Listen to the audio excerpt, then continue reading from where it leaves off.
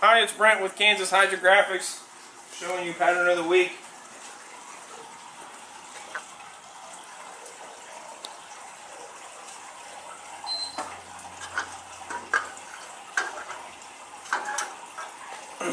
Alright, we call this black micro snake skin. It is a black and transparent print, 1 meter wide.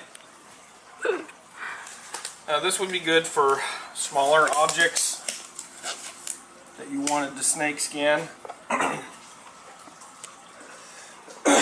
We are going to be dipping to white base coat today. With this being a black print, you would be able to manipulate the base coat color and, you know, achieve many different looks.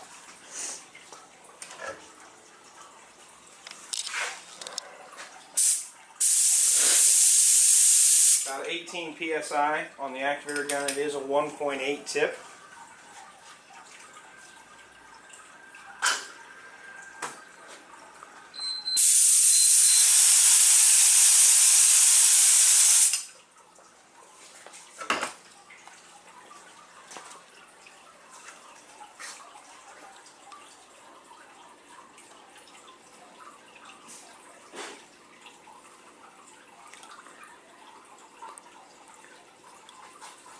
There you go.